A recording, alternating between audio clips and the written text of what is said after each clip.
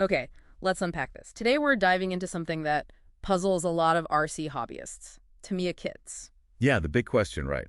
Why does the exact same kit sometimes have an ESC, an electronic speed controller, and sometimes not? And why are some boxes sealed up tight and shrink wrap, while others you can practically open on the shelf? Uh-huh. It feels inconsistent, maybe like factory errors. Yeah. But our research shows something else entirely. It's not an error.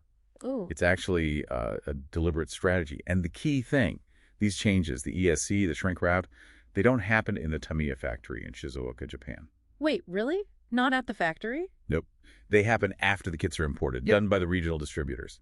It's a fascinating bit of logistics. Okay, so let's establish the baseline then. How does a kit actually leave Japan? Right. So every kit coming out of Shizuoka is what we'd call the Japanese Domestic Market Standard, or JDM. JDM spec. And that means? That means two things. No ESC included in the box, and the box itself isn't sealed with shrink wrap. Why no ESC? Well, the Asian market, especially Japan, is seen as more mature. Hobbyists there often prefer picking their own electronics. Higher-end stuff maybe. Futaba, Sanwa. Okay, so Tamiya Japan caters to that preference. No point including a basic ESC they might not use. Exactly. But then the kits ship out globally. To these regional hubs, Right. like Tamiya America in California or Tamiya Europe over in Germany. Precisely. And these places aren't just warehouses. Think of them as semi-autonomous hubs. They have the power to modify the product for their market. Ah, okay. So that's where the ESC gets added, in places like the US and Europe. Yes. North America, Europe, so the UK via distributors like the Hobby Company and Oceania too.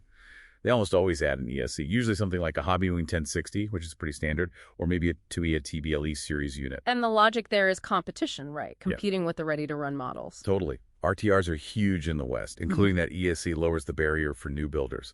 It's like saying, hey, you're almost ready to go, just need radio gear and a battery. Makes the kit seem less intimidating. Less intimidating than a box full of parts, plus needing to source all the electronics separately. Right. Whereas in Asia, like we said, enthusiasts want that choice. Forcing a basic ESC on them isn't helpful. But there's a universal rule, isn't there, for the really high-end stuff? Oh, yeah, absolutely. The competition-grade kits, like the TRF series Tamiya Racing Factory or, say, a TA07 chassis, those never include an ESC anywhere in the world. Because the racers buying those are going to use very specific high-performance race electronics anyway? Exactly. No distributor is going to second-guess a serious racer's setup. Okay, so that covers the contents, the ESC mystery. What about the outside? The shrink wrap? Right. The other big difference, again, the baseline. Tamiya Japan does not shrink wrap its kits. Which fits with Japanese retail culture, I've heard. You can sometimes even look inside the box. Yeah, there's often a culture of trust. Inspecting contents is more common. An unsealed box doesn't necessarily mean used or tampered with there. But that wouldn't fly in, say, a big U.S. retail store. Definitely not. So Western distributors like Tamiya America add the shrink wrap for, well, a couple of key reasons. Security, I bet. Number one reason, loss prevention. That plastic is a tamper-evident seal. It stops people from, pocketing a bag of screws or a crucial part sprue. Nobody wants that unpleasant surprise when they get home. And it also protects the box itself, keeps it looking pristine on the shelves, prevents shelf wear. Plus, perception, right. In the West, shrink wrap screams brand new. Exactly. An unsealed box might make a customer hesitate. Is it old stock? Has someone returned it? The wrap removes that doubt. So putting it all together, these regional distributors are basically tailoring the product. They're tailoring the contents, adding the ESC for convenience, and the security or presentation, adding the wrap, all to match what works best in their local market. That's actually really smart logistics. So what's the takeaway for someone buying a Tamiya kit? The actionable advice? It's pretty straightforward, actually. If you're buying from a U.S. or European seller, and the box is shrink-wrapped, you can be almost certain there's an ESC inside.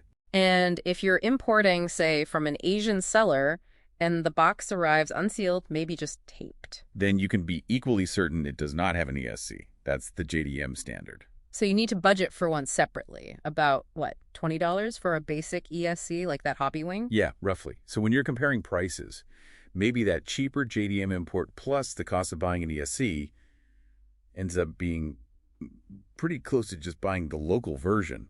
You got to do the math. Fascinating. It really makes you think, doesn't it? How many other things we buy globally might get little tweaks like this? Mm-hmm. Changes made not at the main factory, but way down the line by distributors, just reacting to local retail conditions, security worries, even cultural ideas about what new looks like. So the package itself tells a story, maybe more about the culture it's sold in than where it was originally made. Something to definitely mull over next time you're looking at boxes on a shelf. We're comparing online listings from different regions.